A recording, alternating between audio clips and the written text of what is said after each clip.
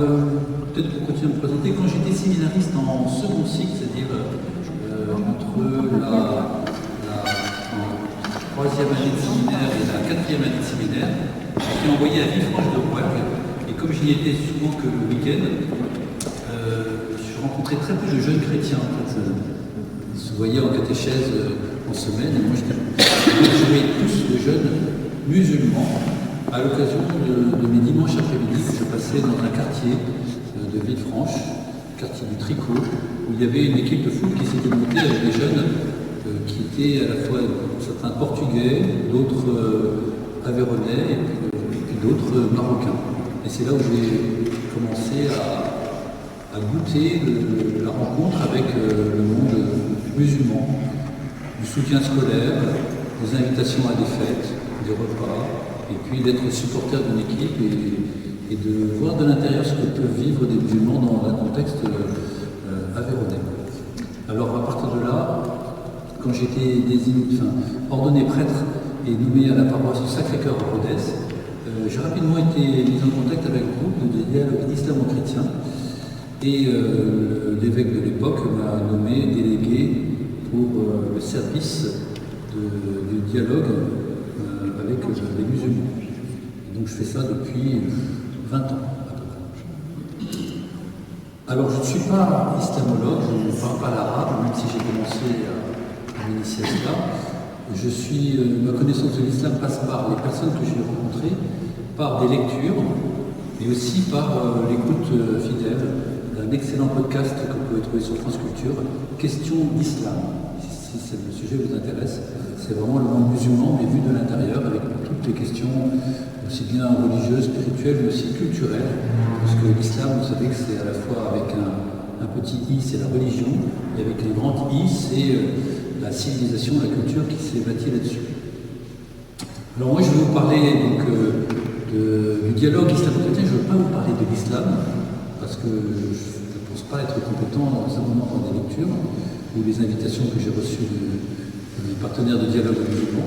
Je vous dirai un petit peu ce que quand j'étais à Rodez, j'avais pu initier avec aussi bien des protestants, des catholiques et des musulmans, des rencontres islamo-chrétiennes, aussi bien de type convivial, se retrouver à pique-niquer ensemble dans des parcs de Rodez, des rencontres un peu plus intellectuelles, où on échange des tables rondes à trois voix avec plutôt des représentants des différentes confessions, et puis des moments un peu plus réguliers où on invite tout venant, des fidèles, pas forcément connaisseurs de l'islam, mais des catholiques, des musulmans, des protestants, et on poursuit la table ronde sur le différents sujets. C'est ce qu'on avait fait donc en 2017-2018.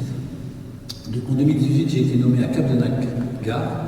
Donc je continue ce dialogue, mais plutôt à distance en me rendant à la mosquée de Rodez. Et là, on ne fait plus ce type de rencontre.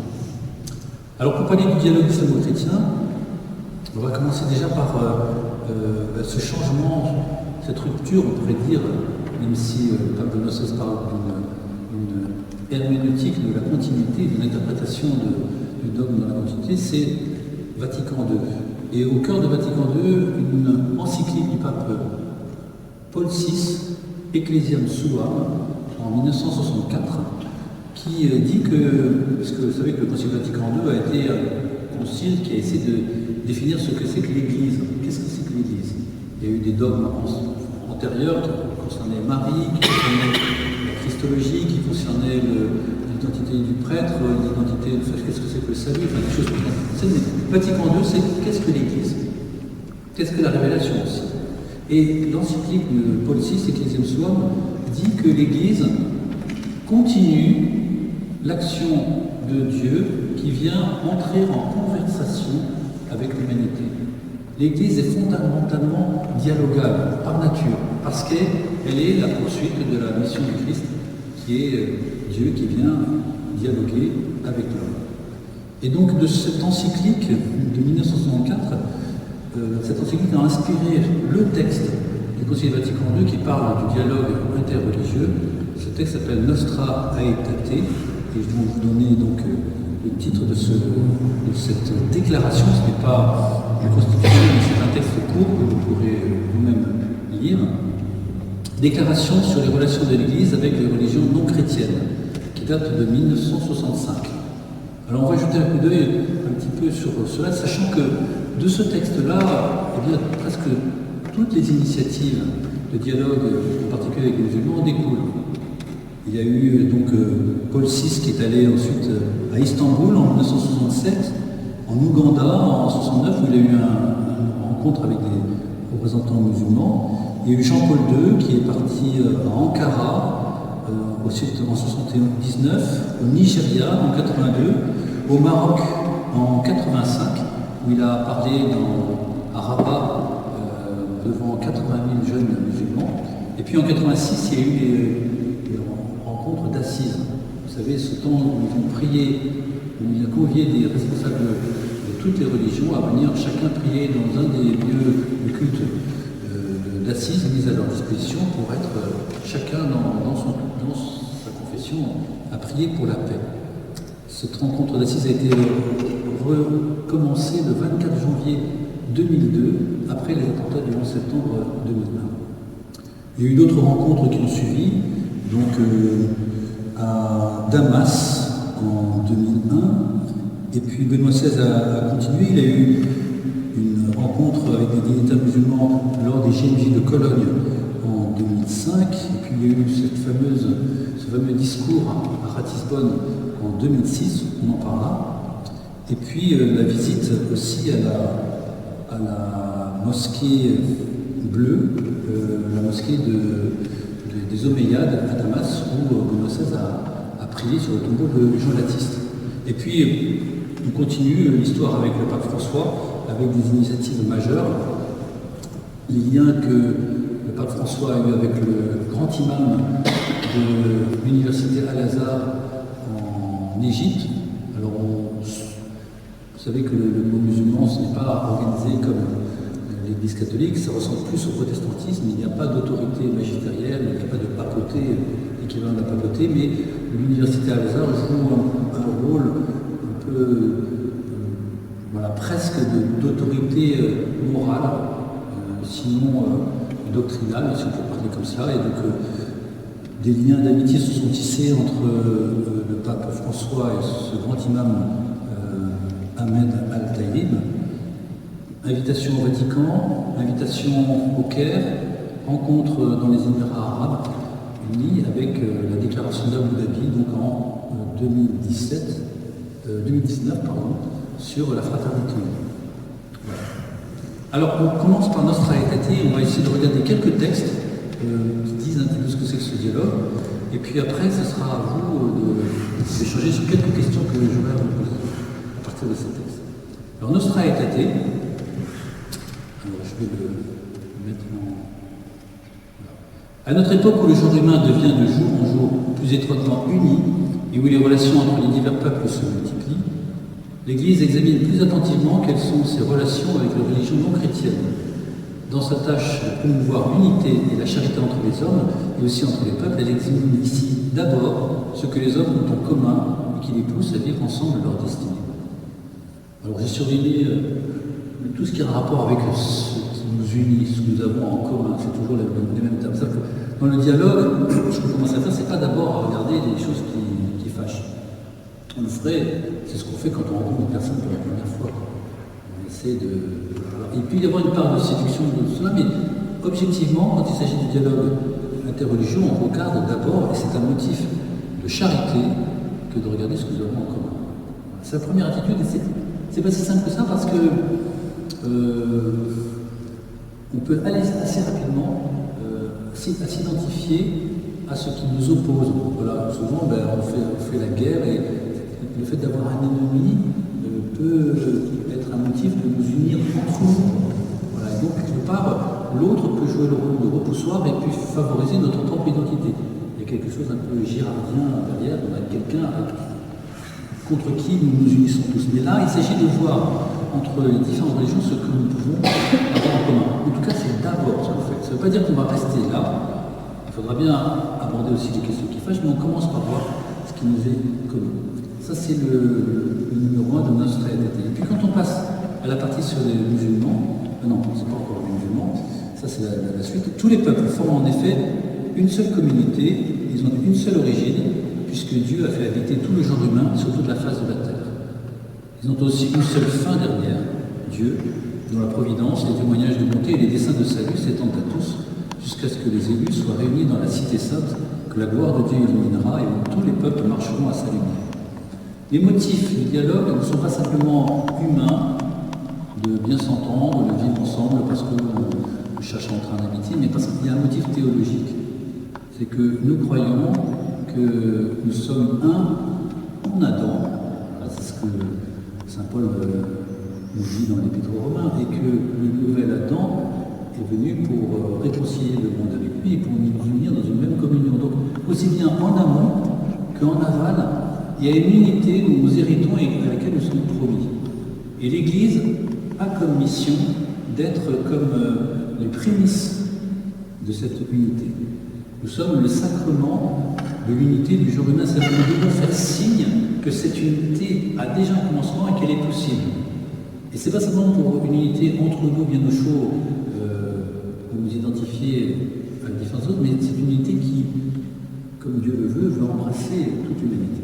Et ça, c'est un motif, c'est-à-dire que même si ça peut nous coûter, le dialogue interreligieux, eh bien, nous avons vocation à ce dialogue et à croire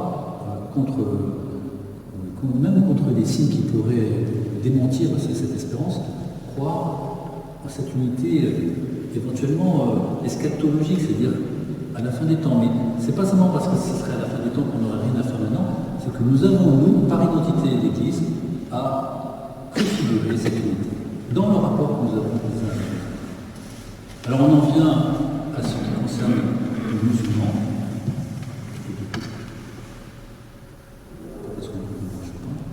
Ah, voilà. L'Église regarde aussi avec estime les musulmans. Et alors après, en bleu, j'ai mis la façon dont l'Église catholique veut décrire ce que nous avons en commun avec les musulmans. Adorer le Dieu unique, vivant et subsistant, miséricordieux et tout-puissant, etc. Le mot estime est intéressant parce que ce mot n'est pas venu au hasard. Il est venu d'abord d'un dialogue privé entre, alors je n'ai plus son nom en tête, mais je devrais l'avoir parce que j'ai écrit un article là-dessus, mais entre un grand historien français d'origine juive et le pape Jean XXIII avant le lancement du concile. Il était venu, donc, je crois que c'est Isaac, l'auteur des manuels Isaac et Malais, un des deux auteurs. Il était venu après la Shoah, pour inviter le pape François à éventuellement faire bouger la trajectoire de l'Église pour passer d'une culture du mépris à l'égard du monde juif à une culture de l'estime. Voilà. Espérer que quelque chose de l'expérience que vous venez juste de vivre avec la Shoah puisse éclairer les consciences, en particulier catholiques, d'un anti-judaïsme larvé qui a pu être le terreau sur lequel un antisémitisme déclaré a pu naître. Donc ce mot estime, il est employé d'abord pour les juifs, mais il est aussi ici employé pour les musulmans. Estime parce que nous avons ceci en commun. Le Dieu unique, on ne dit pas que c'est le même, mais on dit qu'ils adorent le Dieu unique, qu'il est miséricordieux, tout-puissant, créateur, qu'il se révèle au sens qu'il a parlé aux hommes. Alors, quand on dit il se révèle, ça c'est encore une lecture chrétienne, parce que le Dieu de l'islam ne se révèle pas. Il révèle quelque chose de sa volonté, de ce qu'il veut pour les hommes, mais sur ce qu'il est lui-même, il reste dans son mystère. C'est pour ça qu'il est indiqué que même les décrets de Dieu sont cachés. Voilà. Et donc ils se soumettent tout leur âme aux décrets de Dieu, même s'ils sont cachés, comme c'est soumis à Dieu Abraham, auquel la foi islamique se réfère volontiers. Bien qu'ils ne reconnaissent pas Jésus comme Dieu, il faut bien nommer le fait qu'il y a cette différence, ils le vénèrent comme prophète, ils honorent Marie, ils invoquent la piété, ils attendent le jour du jugement, de la rétribution, et puis ils tiennent en estime la vie morale. Ils rendent un culte à Dieu, surtout par la prière, le moine et le jeûne. Nous avons ça en commun, et il est possible même que certains musulmans vivent davantage cela alors que ça devrait nous être commun. Vous voyez, j'avais organisé une rencontre que je n'ai plus jamais organisée, parce que vous m'avez dit surtout de refaire ça, une rencontre avec des adolescents de 15 ans, musulmans et chrétiens. Alors, la différence, c'était pourtant il y a déjà une quinzaine d'années. La différence était flagrante.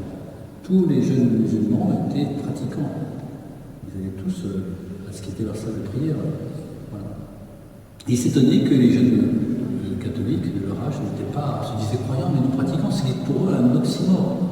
Le fait que si on est croyant, eh bien, il y a comme une sorte de devoir de justice d'honorer Dieu par la prière, par le culte. Et ça, c'est du saint Thomas d'Aquin tout craché. La vertu de piété relève de la vertu de justice. Voilà, c'est dû. Et chez les musulmans, ils appellent ça le din. Donc, si tu es croyant, tu ne peux être que pratiquant. Ce qui fait qu'aujourd'hui, certains sociologues estiment que si on parle uniquement en termes de pratique religieuse, la première religion de France, c'est peut-être l'islam. En termes de nombre de pratiquants, enfin de ceux qui vont chaque semaine dans le lieu de culte. Voilà. Donc, il y a peut-être quelque chose d'édifiant à aller voir la piété des musulmans, en tout cas, à Rodez, c'est impressionnant. La queue, enfin, le parking de la mosquée de Rodez, le vendredi, c'est impressionnant. Je pense qu'il n'y a aucune église en Aveyron qui a autant de voitures regroupées comme ça régulièrement. Voilà, alors on dirait qu'il n'y a qu'un seul lieu de culte un peu majeur. Il y en a aussi à Decazeville, à Millau, mais c'est des salles de prière. Et puis il y en a d'autres communautés turques, turcophones, etc. Mais pour les mosquées d'origine marocaine, maghrébine, c'est très impressionnant. Voilà pour le cadre général de l'idéalisme chrétien tel que Nostra Aetate le définit. Alors, après, en 1991, je saute parce qu'il y a eu d'autres documents magistraux, mais le document Dialogue et Annonce, il y a eu un autre document qui s'appelait Dialogue et Mission, essaie de tenir ensemble le respect qu'on a pour les personnes avec qui on dialogue et le fait qu'on a aussi à inviter à la conversion. Voilà. Comment à la fois respecter l'autre dans ce qu'il croit et en même temps ne pas taire ses convictions. Voilà. Dialogue et Mission et Dialogue et Annonce, deux documents donc, de l'instance qui, je n'ai plus le mot en tête, qui s'occupe du dialogue interreligieux à Rome. Et voilà le texte qui est indiqué. Bien des personnes sincères inspirées par l'Esprit de Dieu ont certainement marqué de leur empreinte l'élaboration et le développement de leurs traditions religieuses respectives. Mais cela ne veut pas dire pour autant que tout en celle-ci soit nécessairement bon. Affirmer que les autres traditions religieuses comprennent des éléments de grâce ne signifie pas pour autant que tout en elles soit le fruit de la grâce. Le péché a été à l'œuvre dans le monde et donc les autres traditions religieuses, malgré leur valeur positive, sont aussi le reflet des limitations de l'esprit humain qui est parfois enclin à choisir le mal. Il ne faut pas être des bisounours. On n'est pas là simplement pour se caresser dans le sens du poil. Il faudra bien à un moment donné dans le dialogue qu'on puisse dire des choses qui fâchent. Genre ce que le pape Benoît XVI a dit à Ratisbonne en 2006. On va voir le texte après. Voilà. On pourrait presque dire que l'un des critères d'un dialogue interreligieux qui est allé jusqu'au bout, c'est qu'on puisse parler autant des choses qui nous sont communes, ça on commence par cela, mais qu'on soit capable d'aborder dans toute sérénité les choses qui fâchent. Et ça suppose que l'on a un véritable climat d'amitié, que les personnes finissent par les connaître assez pour qu'on ne soit pas simplement doctrine contre doctrine, mais qu'on partage vraiment ce qu'on ne comprend pas chez l'autre, nos objections, et qu'on puisse se les dire sans craindre de blesser ou de se s'aliéner l'autre. Et ça suppose peut-être quelquefois des années de conversation. Voilà. C'est pour ça que ça demande quand même un effort de sympathie préalable qui ne cherche pas simplement à séduire l'autre, à lui plaire, à lui caresser dans le sens du poil, mais aussi à lui dire, comme d'ailleurs nos meilleurs amis sont ceux qui sont capables de nous corriger frontalement. C'est de cet endroit-là. Alors, dialogue et annonce, une approche ouverte et positive des autres traditions religieuses n'autorise donc pas à fermer les yeux sur les contradictions qui peuvent exister entre elles et la révélation chrétienne. Il y a des incompatibilités. C'est pour ça que, d'une certaine manière naïve de voir le dialogue islamo-chrétien, de dire finalement on a le même Dieu, on est tous fils d'Abraham, on est tous des religions du livre. Ça, c'est la façon dont les musulmans voient les choses. Mais nous ne sommes pas une religion du livre. Les juifs diront même qu'ils ne sont pas une religion du livre, ils sont une religion peut-être de l'interprétation du livre. Et nous, la parole de Dieu n'est pas un livre, c'est une personne. Et puis, dire qu'on est tous fils d'Abraham, est-ce que c'est de la même personne dont on parle lorsque le musulman parle d'Ibrahim et nous d'Abraham? Il faut regarder dans les détails parce que c'est pas tout à fait la même histoire. Ce qui est intéressant, c'est même quand c'est la même histoire, il y a par exemple une sourate qui s'appelle la sourate Youssouf, qui raconte l'histoire de Joseph. Joseph, vous savez, est vendu par ses frères, esclave en Égypte, et puis qui va devenir le grand vizir de Pharaon et qui va finalement sauver ses frères. Donc quelque chose de providentiel. Quand on lit la Genèse autour du chapitre 40, ce qui est passionnant dans le livre de la Genèse, c'est qu'en fait, si on ne connaît pas l'histoire, il y a un effet de suspense incroyable. Il y a un suspense pour nous, lecteurs, comme pour les acteurs de cette histoire. Joseph ne sait pas où ça va le mener, ce qu'il est en train de faire. Et ça correspond en fait à la vérité, là c'est psychologique, c'est-à-dire que ce qu'il fait lorsqu'il fait venir ses frères, lorsqu'il les traite bien, mais en même temps qu'il les maltraite, on sent qu'il y a quelque chose d'ambigu, comme peut l'être la relation d'un frère à l'égard de ceux qui l'ont rendu, trahi, mais qui... Dans la sourate Youssouf, on voit bien que c'est la même histoire, mais l'ambiance est totalement différente. Puisque Joseph, comme son père, Jacob, sont des prophètes. Donc ils partagent la connaissance de Dieu. Ils savent que tout va bien se finir. Donc ça fait perdre tout cet effet de suspense. Et voire même, comme le Dieu de l'islam est d'abord un Dieu juste, eh bien tout l'enjeu c'est de la punition des frères. Voilà, on va bien voir ce qui va arriver. Et donc, si vous lisez le texte, vous avez la même histoire, mais Joseph, c'est du début à la fin ce qui va se passer. Et voilà, ce sera une bonne leçon pour eux. Et Jacob ne souffre pas tant que ça de la disparition de son frère. Il sait qu'il a disparu, mais Dieu sait ce qu'il en est et il me sera donné. Il y a une sorte de confiance qui n'est pas simplement l'abandon à la providence, mais le partage de la préscience de Dieu. Donc, voir ces différences-là, lire ensemble le texte de la Genèse et le texte biblique, et de voir ces différences et de repérer qu'on ne raconte pas tout à fait la même chose, du moins l'ambiance est différente, ça c'est extrêmement profitable. Et ça nous fait découvrir, presque en retour, la richesse de notre tradition. Alors, ce signifie donc, tout en entrant avec un esprit ouvert dans le dialogue avec les membres des autres traditions religieuses, les chrétiens peuvent de manière pacifique les inciter à réfléchir au contenu de leur croyance. Nous, on leur a dit sur le Youssouf que vous voyez, vous avez une vision de la prophétie qui fait que l'homme sort de sa condition humaine. Il n'est plus dans les ambiguïtés d'une décision pesée, le pour et le contre, de ne pas savoir ce qui va arriver, ce qui est le lot de tout homme. Il sort de la condition humaine. Alors que nous croyons que cette condition humaine, avec son clair-obscur, eh bien c'est cette condition-là que Dieu a choisi d'embrasser. Mais les chrétiens eux-mêmes doivent accepter à leur tour d'être remis en question. En effet, malgré la plénitude de la révélation de Dieu en Jésus-Christ, la manière selon laquelle ils comprennent parfois leur religion et ils la vivent peut avoir besoin de purification. Quand on voit le sens de l'adoration des musulmans qui prient Dieu, on se prend une claque.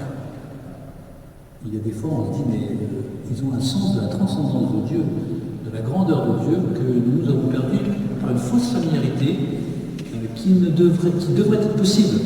Voilà. Je pourrais vous dire un petit exemple.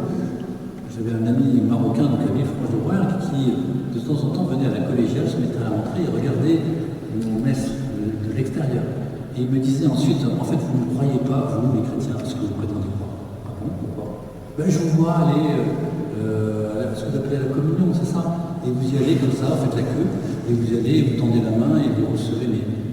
Mais si vous croyez que c'est Dieu que vous recevez dans vos mains, vous devriez y aller en tremblant. Si c'est vraiment Dieu que vous recevez dans vos mains. Voilà ce que vient de nous. Alors je lui ai dit, oui, peut-être que nous sommes négligents, nous n'avons pas le sens de ce qu'on appelle la présence réelle. C'est Dieu qui se donne à moi, qui s'abaisse jusqu'à moi pour venir me rencontrer. Mais nous n'irons pas en tremblant parce que justement le projet de Dieu, c'est d'entrer en conversation, en toute familiarité avec lui. Mais cette familiarité, elle n'est pas comme chose qui veut de soi, quoi, non. C'est parce que Dieu a fait tout le chemin que nous pouvons entrer en familiarité. Et la remarque d'un musulman nous aide à sortir d'une sorte de baoul, j'y vois. Eh ben non. Ben non. Voilà, besoin de purification. Alors, le texte dialogue énonce 4 formes de dialogue interreligieux. Je vais aller un peu plus vite là. Le dialogue de la vie, bon, genre comme moi, supporter de l'équipe de foot du tricot, et emmenant des enfants dans ma voiture, remplissant ma voiture de petits frères de supporters, et ils se créent des liens, ils m'invitent à leur repas, enfin, il y a quelque chose qui fait qu'une fraternité née de ce contact, et au plan humain, de bon voisinage, partager leur joie de peine. Le dialogue des œuvres, très important et de plus en plus important dans les textes qu'on va voir, travailler pour la justice, la paix, et aussi le respect de la création, un certain nombre de devoirs communs qui nous incombent et sur lesquels nous pouvons collaborer. Le dialogue des échanges théologiques, alors ça c'est plus difficile. Certains disent que ça ne sert à rien, ou il faut être très calé pour cela, parce que voilà, enfin, soit c'est un dialogue de sourds, soit chacun a la cohérence de sa foi et c'est très difficile de faire bouger l'autre. D'autant plus que bon, il y a des préventions réciproques. Un musulman aura beaucoup de mal à lire l'évangile, la Bible, parce qu'il a comme idée que ce sont des textes falsifiés. C'est la révélation la même, celle qui a été donnée à Moussa, Moïse, à Daoud, David, à Issa, Jésus, mais les disciples de ces différents prophètes ont déformé la révélation, et s'ils ne l'avaient pas déformé, ça aurait abouti au Coran, parce que c'est le même Coran qui se donne à chacun d'eux, mais voilà, en gros, tout ce qu'il y a de commun entre la Bible, l'Évangile et le Coran vient de ce que c'est les parties du Coran qui ont été bien conservées. Mais tout ce qui n'est pas compatible, c'est une invention. Donc ça rend très difficile la lecture de l'Évangile, et donc il est recommandé aux musulmans ordinaires de ne pas lire l'Évangile de peur de se laisser contaminer par des erreurs. Voilà, il faut être calé, et donc il faut être savant, et le savant le lit avec une sorte de prévention. Et nous faisons pareil avec le Coran. Le Coran, nous cherchons la plus bête, nous cherchons les versets du sabre, les versets violents, les versets où à l'évidence, il y a des choses qui sont intolérables par rapport à l'égalité homme-femme, par rapport à la loi du talion, des choses comme ça. Donc, nous aussi, on lit avec notre propre grille, et c'est pas si simple que ça donc, de faire ce dialogue des échanges théologiques. Alors, le dialogue de l'expérience religieuse, ça c'est peut-être plus fécond. C'est le fait que chacun partage sa manière de prier, l'expérience mystique qu'il a pu vivre par rapport à la prière, la contemplation, et là il y a quelque chose voilà, qui porte plus de flou. Alors, exemple de dialogue qui honore ce qu'on peut recevoir de l'islam, c'est le fameux testament de Christian de Chergé. Vous savez, ce moine de Tibéride, cistercien, trappiste, qui est mort donc en 80, je ne sais plus si en 96, mais quelques années avant, prévoyait, puisqu'on était dans la décennie noire d'Algérie, avec le GIA, le Front islamique du Sahel et tout ça, il prévoyait qu'il pouvait mourir d'un attentat, d'égorgement et tout ça. Et donc, je vous donne quelques extraits de son testament, parce que lui, il allait très loin. Peut-être pour certains directeurs du dialogue islamo-chrétien, il est allé plus loin de ce qu'on peut faire, parce qu'il citait même le Coran dans sa prédication. Voilà, il considérait que dans le Coran, il y avait quelque chose qui puisse être révélé, ce qui n'est pas du tout, ce qui n'est pas la foi catholique, puisque la révélation, pour nous, s'arrête à la mort du dernier apôtre. Donc la révélation est complète, il n'y a pas à chercher d'autres révélations quand Dieu lui-même, en Jésus-Christ, se révèle. Mais lui-même avait fait l'expérience existentielle de la charité vécue par des musulmans. Il doit sa vie comme jeune officier pendant la guerre d'Algérie à un garde champêtre qui s'est sacrifié, qui est mort pour l'avoir protégé. Voilà. Il l'a protégé de Moudjahidine, et le lendemain, les Moudjahidines sont venus tuer ce garde champêtre. Donc, il y a une dette existentielle de Christian de Chergé qu'il exprime dans son testament. S'il m'arrivait un jour, et ça pourrait être aujourd'hui, d'être victime du terrorisme, etc., qu'on se souvienne que ma vie était donnée à Dieu et à ce pays. Et voilà, et donc il voit sa vie comme une offrande. Et là, il y a quelque chose de profondément théologique. On peut dire que si je devais faire une boutade, la formule travailler plus pour gagner plus, je ne sais pas si ça vous dit quelque chose, c'est typiquement la chose qui est contraire, c'est l'antéchrist, si vous voulez. Puisqu'en fait, le but, c'est travailler plus pour se donner davantage. Notre vie doit a pour but d'être eucharistique, d'être consacrée. Nous trouvons notre vocation dans le don de nous-mêmes, pas dans le fait de gagner plus. Vous voyez, en gros, ce que l'on canonise, les saints, c'est ceux qui auront tout donné jusqu'au bout, consacrés à Dieu et aux autres. Donc, voilà, ce que dit Christian Chéré, c'est que dans le rapport aux musulmans, son but, c'est pas de savoir qu'est-ce que je vais pouvoir gagner, c'est qu'est-ce que je pourrais donner. Et quelque part, c'est ça la présence des saints. Le film Les Hommes et des Dieux raconte bien un peu comment, dans le service médical, la présence, dans les conseils aux jeunes et tout ça, ils n'étaient pas dans l'objectif de faire venir, de faire rentrer dans l'Église, mais au contraire d'être tout donné. Et vous voyez l'ambiance du dialogue qui s'établit quand on est dans ce désintéressement-là, qui est typiquement chrétien, c'est ça la vocation chrétienne. C'est le contraire de la peur qu'on prenne quelque chose, au contraire, le but, c'est de tout donner. Donc il parle en termes de dons, d'offrandes, voilà. Il dit même que sa propre mort, il ne voudrait pas il ne peut pas la souhaiter parce que ça pourrait, mettre de l'eau dans le moulin de ceux qui critiquent l'islam comme terrorisme. Voilà. Je sais aussi les caricatures de l'islam qu'encouragent un certain islamisme. Il est trop facile de se donner bonne conscience en identifiant cette voie religieuse avec des intégrismes de ces extrémistes. Donc il est conscient qu'il y a des extrémistes et des djihadistes, etc. Mais il est en conversation, il est en dialogue, il est inséré au milieu d'une population musulmane qui est tout ce qu'il y a de plus pacifique, de tout ce qui est plus charitable. Et c'est l'expérience de Charles de Foucault qui doit sa vie aussi à une Touareg qui lui donne de quoi boire et manger alors qu'il était venu là pour évangéliser, christianiser, etc. Et puis ma mort, évidemment, apparaîtra dans ceux qui m'ont rapidement traité de naïf, d'idéaliste, qui disent maintenant ce qu'ils en pensent. Mais cela doit savoir que sera enfin libérée ma plus lancinante curiosité.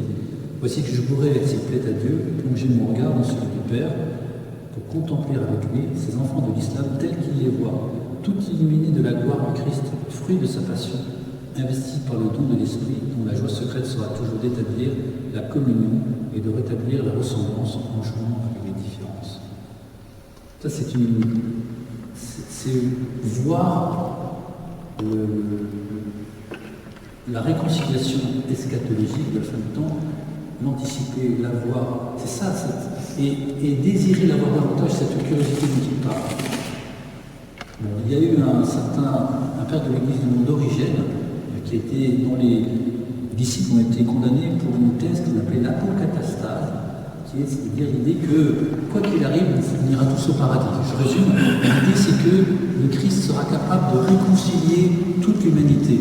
C'est-à-dire que même les voies les plus contraires, même les ennemis, même les contradictions, tout cela sera réconcilié en Christ. Ce n'est pas faux, mais ça a été exagéré par une sorte d'optimisme qui fait qu'il n'a plus aucune responsabilité, puisqu'on ira tous au paradis. C'est pas cela qu'il dit, c'est de dire que le Christ, le fruit de sa passion, le fruit de la croix, on va discuter encore à table, le fruit de la croix, c'est que même ce qui est le plus contraire à Dieu, le péché, peut être l'occasion d'une brisure du cœur, d'une découverte de notre fragilité qui nous rend disponibles pour accueillir Dieu. Heureux les pauvres de cœur. C'est lorsque je suis faible que je suis fort. Et ça, c'est cet ordre-là dans la rencontre avec les musulmans, évidemment qu'ils ne croient pas de la même manière que nous, mais le Christ est capable de rétablir la ressemblance en jouant avec les différences. Et donc, la fin célèbre de ce testament, qui s'adresse cette fois-ci à celui qui sera son meurtrier, quoi. Tu t'imagines, oui, toi aussi, je le veux. Ce merci pour toi aussi, et cet adieu envisagé de toi. Même toi, tu auras pour moi le visage du Dieu qui est venu à la rencontre de l'humanité. Et qui nous soit donné de nous retrouver gardons heureux en paradis, s'il plaît à Dieu, notre Père à tous deux. Amen. Ça va dans ce dialogue-là, quand on est capable de dialoguer avec celui qui, au nom de sa foi extrémiste, vient vous assassiner. Alors, Benoît XVI. Ce qui est intéressant, c'est que les deux textes que je vais vous montrer ont juste un an, ont été écrits et même pas. même pas un mois de différence. Ça, c'est le texte, un extrait du discours qui tient aux représentants musulmans en Allemagne lors des Gilets de Cologne. Il leur dit: ensemble, chrétiens et musulmans, nous devons faire face aux nombreux défis qui se posent dans notre temps. En gros, il y a des choses à faire ensemble, à collaborer, voilà, une action, voilà. Nous ne devons pas céder à la peur ni au pessimisme, nous devons plutôt cultiver l'optimisme et l'espérance. Le dialogue interreligieux et interculturel entre chrétiens et musulmans ne peut pas se réduire à un choix passager, c'est une nécessité vitale dont dépend en grande partie de notre avenir.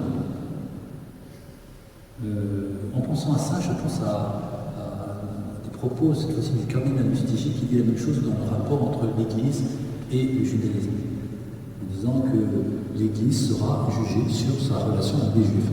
C'est un peu fort, on peut se dire, ah bon, c'est ça le critère de la réussite de son Église. Il le dit dans un texte qui s'appelle La Promesse, qui est un texte formidable qui nous apprend beaucoup de choses sur les liens intrinsèques que l'Église a avec le monde juif. Mais là, c'est dit, peut-être pour des motifs sociologiques ou géopolitiques, parce que, effectivement, le christianisme et l'islam, c'est les deux principales religions du monde. Et donc, l'avenir de l'humanité dépend de la fraternité qu'il peut y avoir entre les croyants de ces deux grandes religions. Mais il y a peut-être plus que cela. Il y a peut-être une fécondation mutuelle. C'est peut-être ce que laisse entendre le pape François avec tout son discours sur la fraternité. Après ce texte qui dit la nécessité vitale du dialogue, vient le discours de Ratisbonne. Vous voyez, c'était le 20 août 2006, et le 12 septembre 2006, patatras, discours à l'université de Ratisbonne. Il s'adresse à l'université dont il a été un des professeurs, et il discute du rapport entre foi et raison.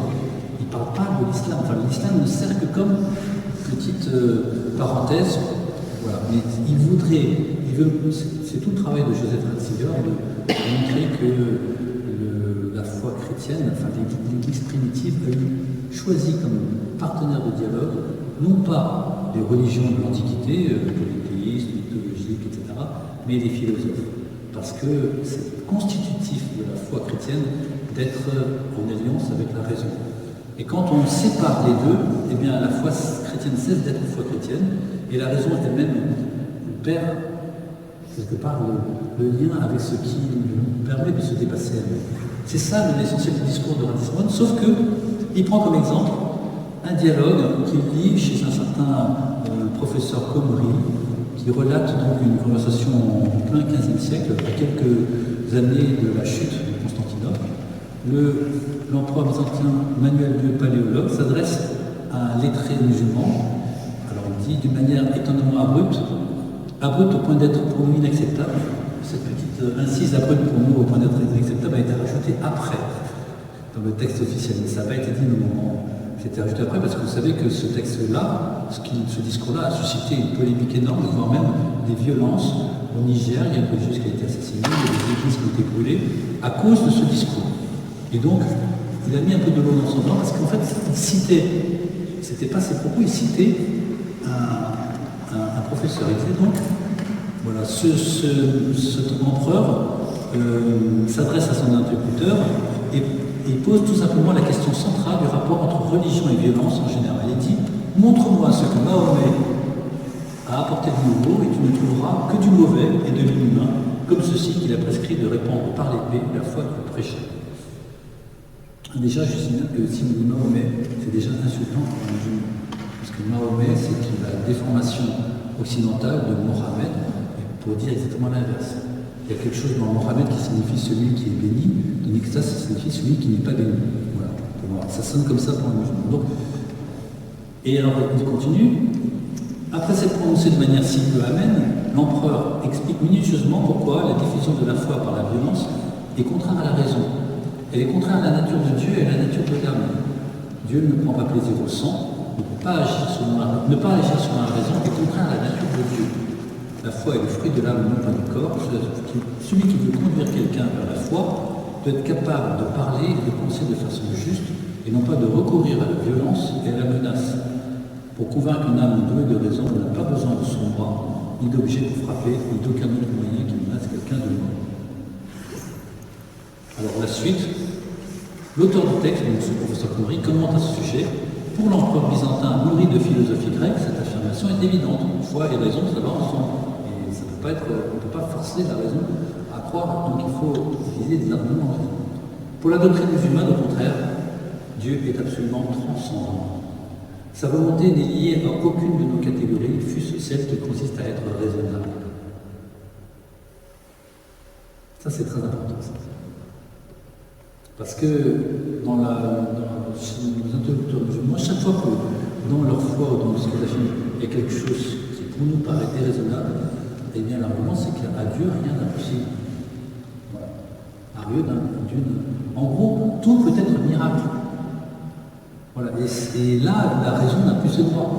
Et si par exemple, on sent à l'extrême, on trouve dans des hadiths, c'est-à-dire des anecdotes de la vie du prophète, plus ou moins inventées. Ces hadiths, c'est des choses que quelquefois des califes de plusieurs siècles après ont inventées, ont demandé à leurs lettrés d'inventer pour justifier leur turpitude ou leur violence.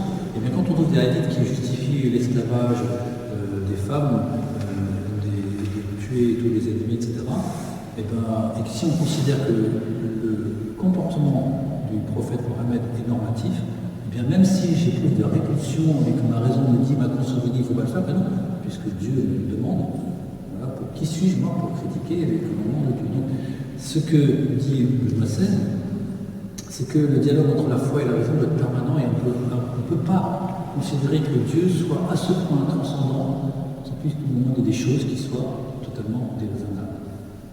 Qu'il puisse y avoir un au-delà de la raison, où la raison abdique parce que, voilà, il y a, comme on dit, on est ébloui par trop de lumière, oui, mais pas on demande des choses qui soient contraires à la raison. Donc cet auteur cite à ce propos un travail de célèbre islamologue français qui note que Inham va jusqu'à expliquer que Dieu n'est pas même tenu par sa propre parole et que rien ne l'oblige à nous révéler sa vérité, la vérité. Voilà. Ce texte-là a fait couler de l'encre, mais aussi du sang, chez des personnes qui, se faisant, en pratiquant la violence, montraient exactement la justesse du propos. Voilà, on dénonce le fait d'user de la violence pour faire valoir sa foi, et vous réagissez par la violence. Voilà. Donc nous, on a eu, à la mosquée de Rodez, toute une discussion là-dessus. Il y a eu quelqu'un qui était, un laïc, qui voulait participer à nos rencontres, mais qui ne se situait ni dans le christianisme, ni dans l'islam, qui était très critique de Moïse. Il disait, mais pourquoi est-ce que il allume, il allume cette bombe, quoi. Bon, il met le feu aux poudres, voilà, en disant ce texte. Et moi j'ai dit, mais le problème c'est pas qu'il y a une feu aux poudres, le problème c'est qu'il y a de la poudre. C'est ça le problème, c'est pourquoi est-ce que ce soit impossible de parler de violence, de raison, de foi, et tout ça fait mettre le goût, ça fait mal. Et nos interlocuteurs musulmans étaient d'accord avec ça. Alors le pape François, lui, noue des liens avec le grand imam de Al-Azhar. D'abord il l'invite au Vatican, et puis il va même se déplacer à l'université Al-Azhar pour participer à une conférence internationale pour la paix. Et donc dans le texte qu'il donne à cette occasion, voilà ce qu'il dit sur les fondamentaux du dialogue islamo-chrétien. Dans le domaine du dialogue, spécialement interreligieux, nous sommes toujours appelés à marcher ensemble, convaincus que l'avenir de tous dépend aussi de la rencontre entre les religions et les cultures. 3 orientations fondamentales, si elles sont bien conjuguées, peuvent aider au dialogue. Le devoir de l'identité, le courage de l'altérité et la sincérité des intentions. Alors on va regarder ça un peu en détail. C'est un programme pour nous, si on veut pratiquer le dialogue islamo-chrétien. Le devoir d'identité, car on ne peut pas bâtir un vrai dialogue sur l'ambiguïté ou en sacrifiant le bien pour plaire à l'autre. La condition pour pouvoir dialoguer, c'est déjà d'être bien enraciné dans ce qu'on est. Qu'on connaisse sa foi, qu'on l'approfondit. Parce que c'est exactement ça, c'est le fait d'être sans vertèbre, de ne pas, eh bien, fait de nous des crustacés, c'est-à-dire des mollusques. C'est mou à l'intérieur et on se protège en mettant des carapaces à l'extérieur. Tandis que quand on a des vertèbres, quand la partie solide ferme se trouve à l'intérieur, l'extérieur a la douceur pour rencontrer l'autre, voilà, sans le blesser. Mais ça suppose qu'on ait une colonne vertébrale, voilà, à l'intérieur, et pas à l'extérieur pour ce genre d'armée se protéger de l'autre. Le courage de l'altérité, car celui qui est différent de moi, culturellement et religieusement, ne doit pas être vu et traité comme un ennemi, mais accueilli comme un compagnon de route, avec la ferme conviction que le bien de chacun réside dans le bien de tous.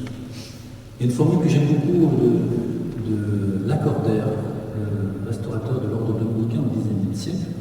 Il disait la chose suivante: je ne cherche pas tant à confondre mon adversaire, c'est un terme ancien pour dire prouver à mon adversaire qu'il a tort, je ne cherche pas tant à confondre mon adversaire qu'à m'unir à lui dans une vérité plus haute. Voilà. Je suis face à quelqu'un avec qui il y a un différent, on n'est pas d'accord, et bien plutôt que de dire j'ai raison, t'as tort, ce qui est vraiment le truc de cours de récréation de CP, c'est dire nous sommes tous les deux des chercheurs de vérité, je fais le pari que tu cherches sincèrement la vérité, et nous allons ensemble trouver un point de vue qui nous permettra de réconcilier ce qui, à notre niveau, d'une manière peut-être superficielle, s'oppose. C'est exactement ce que fait saint Thomas d'Aquin dans la somme théologique. Il dit les choses des contradicteurs et il essaie de voir un peu est-ce qu'il y aurait un point de vue qui permettrait de comprendre en quoi le contradicteur a raison de ce point de vue-là et en quoi il a tort. Ça permet, mais ça suppose de prendre de la hauteur. Ici, il parle plutôt le bien de chacun réside dans le bien de tous. C'est pas en termes de supérieur-inférieur, au-dessus, en dessous, c'est plutôt le particulier et puis le commun. Et enfin, la sincérité des intentions, car le dialogue en tant qu'expression authentique de l'humain n'est pas une stratégie pour réaliser des objectifs secondaires, mais un chemin de vérité qui mérite d'être patiemment entrepris pour transformer la compétition en collaboration. Sincérité des intentions, ça suppose aussi peut-être l'humilité, de reconnaître que le rapport que moi-même j'ai avec la vérité n'est pas si clair que cela. Bien sûr que j'ai les dogmes de l'Église catholique, mais les dogmes ne disent pas tant quelque chose qui est après 5 minutes. Bon, alors, on a presque terminé. Je dis l'humilité de reconnaître qu'entre l'orthodoxie de la doctrine et la façon dont on la vit, il y a parfois tout un monde.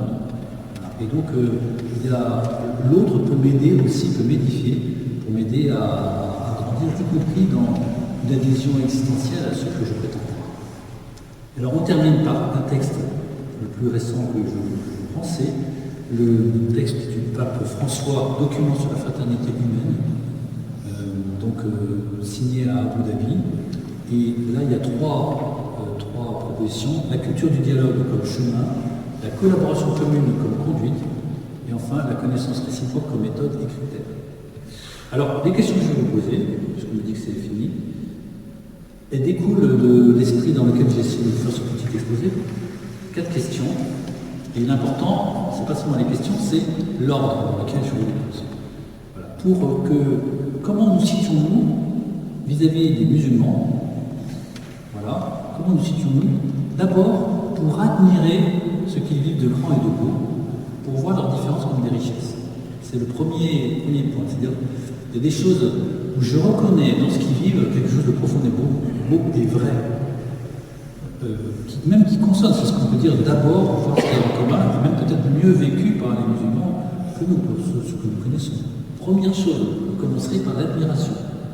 Si on ne commence pas par ça, parce qu'il y a aussi dans l'Église catholique aussi, autant le magistère de l'Église, que ce soit universel ou que ce soit l'Église de France, tient à tous ces principes que je viens de vous exposer. Mais vous savez qu'il y a d'autres sensibilités dans l'Église, des sensibilités plus polémiques, conflictuelles, où on va au carton, dans un but prosélyte, pour les convertir, parce qu'en fait c'est des séparatisme, parce que c'est une pensée antidémocratique, parce que c'est médiéval, que c'est incompatible avec la modernité, etc. Donc il faut vraiment qu'on ait une confrontation. Non, on commence par l'admiration, parce qu'il ne peut pas y avoir d'amitié sans d'abord ça. Deuxième question, découvrir par contraste ce que notre propre foi, notre culture ont d'original. Parce que, vous savez, on découvre qu'on est français, quand on va à l'étranger, on s'aperçoit, c'est ça qui nous manque. On voit bien qu'il y a des choses auxquelles on tient et qui sont belles. C'est-à-dire que le poisson dans l'eau, il ne sait pas ce que c'est que l'eau. Il faut qu'il en soit sorti pour se dire à quel point l'eau lui est nécessaire. Mais c'est pareil. C'est-à-dire que le contact avec les croyants de notre religion nous révèle la splendeur, la beauté, la grandeur de ce que nous vivons. Voilà. Par contraste, pour pouvoir assumer avec bonheur ce que nous tenons de plus précieux. Troisième question, accueillir les critiques qu'ils adressent à notre société, à notre foi. Les musulmans d'origine subsaharienne qui disent mais comment vous traitez les personnes âgées? Mais c'est un scandale. Vous prétendez vivre la charité, mais regardez, vous les mettez dans des mouroirs. Voilà, il y a des choses comme ça qui nous disent. Voilà, et il faut l'entendre. Il y a une contradiction, il y a un contre-témoignage. Donc entendre des critiques qui nous disent vous dites croyant et pas pratiquant, ça veut dire quoi ça, si Dieu est Dieu premier service, c'est Jeanne d'Arc. Et là, nous on a des siècles de chrétienté ont peut-être aussi introduit une certaine médiocrité dans le rapport mystique à Dieu. Accueillir les critiques qui s'adressent à notre société ou à notre foi. Et enfin, quatrièmement, adresser avec bienveillance la correction fraternelle qu'on doit à des frères pour critiquer ceux qui veulent être dans leur foi et dans leur culture. Je ne comprends pas ça. Comment tu peux m'expliquer ce verset? Moi, je l'ai fait par exemple sur un verset de la sourate, justement un verset du Psaume, sourate 9, verset 5, je crois, qui dit que quand les mois sacrés seront expirés pour chasser les associateurs. Alors, pour chasser les associateurs, pour les théologiens, les associateurs, c'est ceux qui associent à Dieu un fils, en gros les chrétiens, pour chasser les associateurs partout où vous les trouverez et tuez-les. Je demande à l'imam de la mosquée de Rodez comment vous avez remarqué ce verset. Il m'explique. Alors, je peux vous donner l'explication après, mais comme l'heure va tourner, je vais devoir m'arrêter là. Et je vous laisse avec ces 4 questions, voilà, que vous pourrez retrouver avec le lien que je vais vous donner juste après et le flashcode, que si vous avez un smartphone et un lecteur de QR code, vous pourrez le récupérer. Voilà. Merci de votre attention. Merci, Père Raphaël.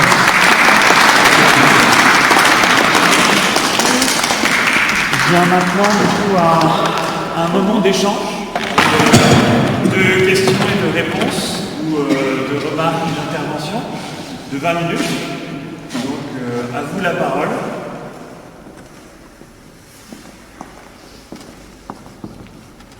Est-ce que quelqu'un veut partager une expérience aussi de dialogue interreligieux? Probablement parmi vous, il y en a qui ont pu le vivre. Bonne digestion parmi vous.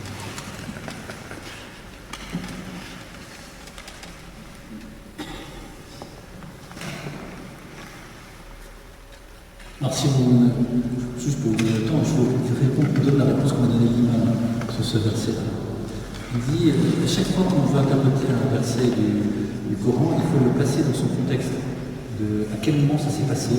Quand est-ce que Mohammed a entendu la révélation?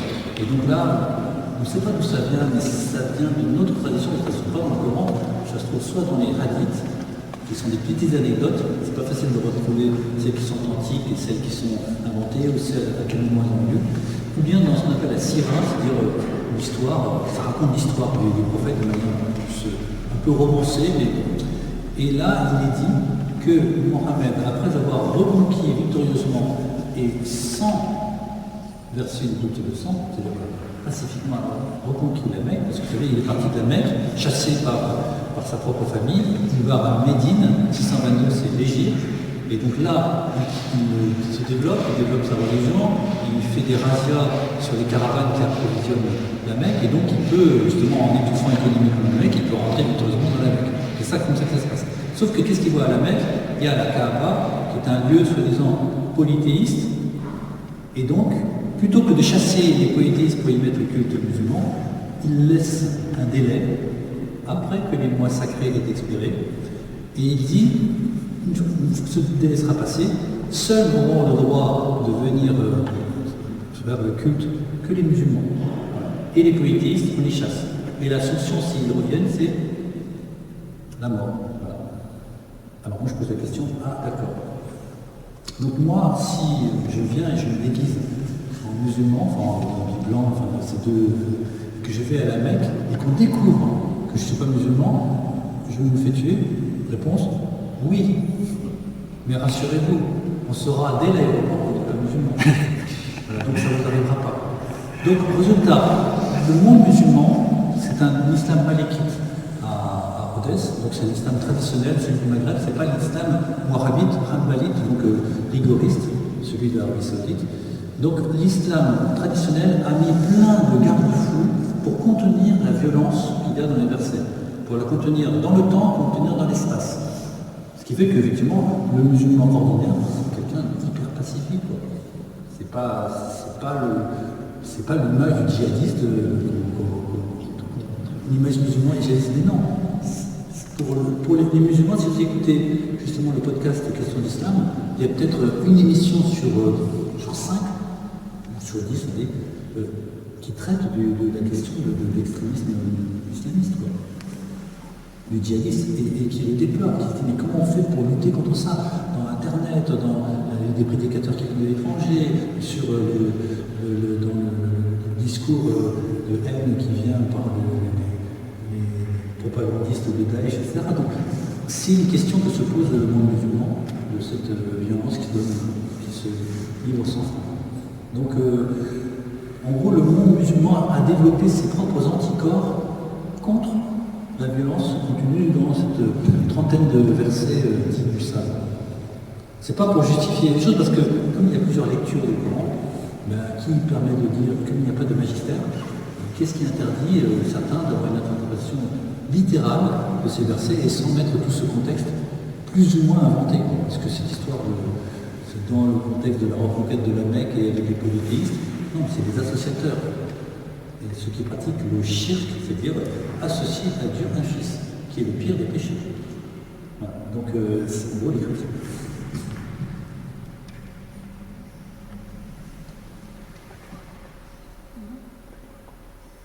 Moi, je veux bien dire finalement quel bonheur d'être à notre époque, de voir ces possibilités de rencontre, d'accueillir finalement et de recevoir aussi de l'autre. Voilà. Et dans cette même place, ici, il y a quelques années, centaines d'années, il était difficile de penser comme cela, et d'une manière en église, dans cette église. Entre ces deux tableaux, là, voilà, et ce tableau-là, c'était quasiment inconciliable. Or là, on a cette chance de pouvoir commencer à regarder ce qui est beau en l'autre, voilà, créature de Dieu. Et on est une belle époque, même si à côté de ça, il y a des petites choses, mais quand même, c'est une belle époque, c'est heureux. Alors il y a un truc aussi que j'ai oublié de mentionner, c'est qu'on est édifié, nous, aussi, par, en tout cas moi, personnellement, par des conversions qui viennent de l'islam, et qui ont souvent la forme un peu étonnante d'un songe, une vision, quelque chose, la Vierge Marie qui dit à un musulman, écoute, suis mon fils. Des choses comme ça. Et alors là, on n'y est pour rien. C'est pas nous qui provoquons quoi que ce soit. On n'est pas dans le prosélytisme. Mais des gens viennent nous voir et nous disent ça. Et je me demande si... c'est pas pour dire que l'islam est providentiel. Je sais pas... Si vous avez remarqué, les textes que nous avons entendus là ne parlent pas de l'islam. Ils parlent des musulmans. Donc l'islam ne dit pas que l'islam est évolué par Dieu comme mais de fait, des musulmans, des personnes qui donc vivent de l'islam, sont disposés par leur pratique religieuse, par leur écoute de leur adoration de Dieu, sont disposés à entendre une irruption presque une sorte d'incarnation pour aujourd'hui du verbe qui vient les interpeller. C'est assez étonnant. Nous, on aurait tendance à mettre ça un peu à distance. Bon, c'est peut-être un peu... Non, l'incarnation, c'était il y a 2000 ans, mais aujourd'hui, on n'a pas de rapport direct avec le Christ, avec la Vierge Marie. Eh bien, si. Michel, il a la mémoire courte parce qu'en 1986, il y a eu une rencontre chrétien-musulman ici même. Ah oui, mais je te parle bien sûr, heureusement. Dès 1970, je parle encore un petit peu avant. C'était quand même impensable. Ah oui, non, mais tu dis, il n'y a que maintenant. Ah mais là maintenant, oui maintenant, c'est maintenant 100 ans, vous savez, 100 ans, je sais pas, et regardez, il y a vraiment, et les croisés, tout ça, oui, c'est incroyable. On est François d'Assise, il a rencontré. Et oui, mais Il a rencontré. François d'Assise n'a pas été reconnu vraiment. C'était un. Il a rencontré Jacques. Même il y a tout le temps, il y a toujours eu des personnes qui ont eu cette idée du Christ jusqu'à Christian Berger, c'est ça? De Chergé. Michel, excuse-moi. Donc, jusqu'à dire, je dois aimer celui peut-être même qui va être mon ennemi. Voilà, là on est à la hauteur de l'évangile. C'est là où c'est extraordinaire, notre bonne nouvelle. Alors, vous Oui, savez, il y a aussi j'aime bien penser contre moi-même. Tout ce que je vous ai dit là, je ne dis pas que je vais penser l'inverse, mais j'ai été amené à dire à mes partenaires musulmans à Rodez que plus j'avançais dans le dialogue islamo-chrétien, plus je devenais musulmanophile, c'est-à-dire que je suis espanté par le respect de la vie, le sens de la famille, les valeurs éducatives, etc. Enfin, la bienveillance à dire des anciens, tout ça, plein de choses d'ordre moral, mais aussi d'ordre religieux, au sens de l'adoration des musulmans. Plus je deviens musulmanophile, et plus en moi il y a une voix entre guillemets islamophobe qui grandit. C'est-à-dire qu'il y a quelque chose de l'islam que je ne comprends pas. Je le dis comme cela, et je l'ai dit à mes partenaires musulmans, je ne comprends pas, il y a plein de choses que je ne comprends pas, dans le sens du rapport entre foi et raison dont parle Benoît XVI au discours de Bratislava. Pour moi, il y a quelque chose d'incompréhensible, une sorte de saut dans du fait que Dieu est vraiment absolument tout-puissant, eh bien, tout est possible pour lui. Et résultat, il y a quelque chose qui, moi, me paraît incompréhensible, et qui après explique certains comportements que je ne comprends pas, pour le coup, sur le plan moral, par de nos partenaires musulmans, c'est que pour les musulmans les plus bienveillants, les plus intégrés, les plus, etc., il est inconcevable que leur fille se marie avec un homme musulman. C'est inconcevable. Voilà. Ils le disent avec honnêteté, c'est-à-dire c'est pas possible, de toute façon, c'est pas possible. Donc là, je me dis, il y a quelque chose qui signifie que je ne peux pas être simplement dans une pure libéralité, ouverture de cœur. Je le suis, j'essaie d'être de plus en plus, mais en même temps, il y a quelque chose qui résiste. Et peut-être qu'il est bon que ce soit comme ça, que je ne sois pas simplement bisounours qui dit oui à tout. Voilà. Je mesure qu'il y a encore moins des résistances, et ces résistances, elles ont des raisons objectives. Voilà. Je ne sais pas comment dire les choses. Merci. Oui, à ce propos, il était écrit tout à l'heure, Dieu n'est pas tenu par sa propre parole, il n'est pas tenu de nous donner la vérité. Alors, qu'est-ce que le Coran? Alors, comment dire, le Coran, c'est là où justement moi j'ai du mal à comprendre, parce que vous voyez, le Coran, il y a toute une réflexion qui est venue plutôt du peuple et qui a fait du Coran une réalité incréée. C'est-à-dire qu'en fait réside auprès de Dieu un exemplaire original du Coran dans la langue de Dieu qui est l'arabe et qui est descendu par l'ange Jibril, Gabriel, sur Mohammed. Or dans le Coran sont relatés des événements historiques, des choses qui arrivent à Mohammed. Et donc ça veut dire que de toute éternité, participant à l'éternité de Dieu, se trouvent dans le texte du Coran des choses qui prédisent, annoncent tel événement. Et ça, pour l'occidental, excusez-moi mes yeux brités disent au contraire, mais pour l'occidental que je suis, ça paraît un aspect de prédestination, il est tellement forcé que ça en devient pour moi déraisonnable. Que telle bataille et tel résultat, etc., et que c'est prévu de toute éternité par Dieu, je ne vois pas comment c'est possible, à moins, comme nous disons en France, Dieu est tout puissant, il est vraiment le maître de l'histoire, mais le maître absolu, non seulement comme cause première, mais comme cause seconde, c'est-à-dire que c'est lui qui pilote tout. Et on comprend mieux alors ce que certains appellent le fatalisme musulman, le fait que mais tout est écrit, tout est écrit. Et donc le Coran est la traduction du fait que dans un livre, Dieu a tout dit de lui-même. Et il n'y a pas à chercher autre chose, puisqu'il a donné ses 99 noms, et le centième est inconnu. Donc il n'y a pas à proprement parler de théologie musulmane, mais il y a des écoles juridiques qui cherchent à interpréter ce que Dieu nous demande de faire, voilà, pour l'adapter aux circonstances d'aujourd'hui. Et donc 4 écoles juridiques qui font varier des coefficients qu'on met devant le Coran, la Sira et les hadiths, selon qu'on donne plus ou moins de poids, la raison et la tradition. Et puis donc selon qu'on met plus de poids à la raison, à la tradition, la Sira au Coran, ça donne les 4 écoles juridiques. Mais le Coran, c'est en gros, autant que nous disons que Dieu s'est fait homme, un musulman pourrait tout à fait admettre que Dieu s'est fait livre. Dieu s'est fait livre. Il n'a pas dit tout, il a tout dit de ce qu'il pouvait dire dans un livre. Et donc, moi, j'ai des amis musulmans qui me disaient la mécanique quantique, la génétique, l'astrophysique, tout est contenu dans le Coran. Et il faut savoir le lire dans le bon sens. Toutes les vérités passées, présentes et futures, dans tous les domaines, en sciences, etc., sont contenues. Et donc, il y a des discours qui ressemblent un petit peu au discours catholique du 19e siècle, qui essayaient de faire ce qu'on appelle le concordisme. Qu'est-ce qui se fait quand il y a eu le Big Bang? On a dit, mais voyez bien que quand on trouve dans la Genèse que la lumière sort, ben c'est l'éclosion initiale. On fait du concordisme. C'est ne pas comprendre qu'il y a un style littéraire qui nous parle de Dieu, mais qui ne parle pas de la science, du comment de création.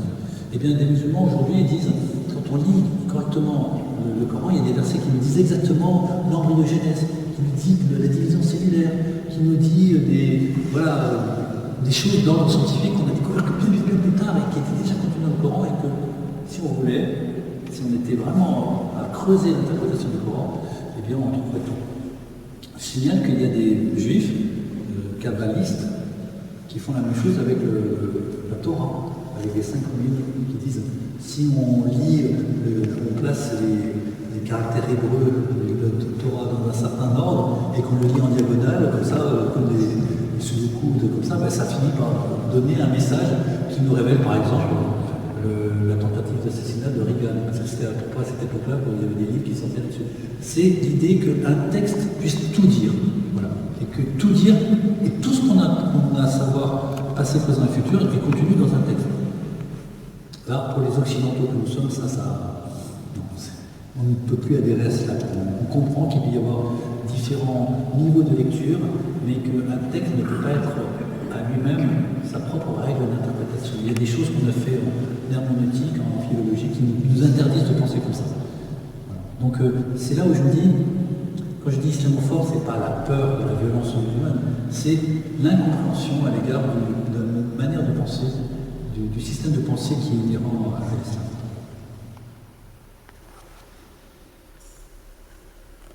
Et ce que je vous dis là, je le dis aussi aux jeunes séminaristes par rapport à leur manière de penser, quelquefois très intransigeante, très doctrinalement juste, vraiment dans le droit fil de saint Thomas d'Aquin. Mais je dis, il ne suffit pas d'avoir raison.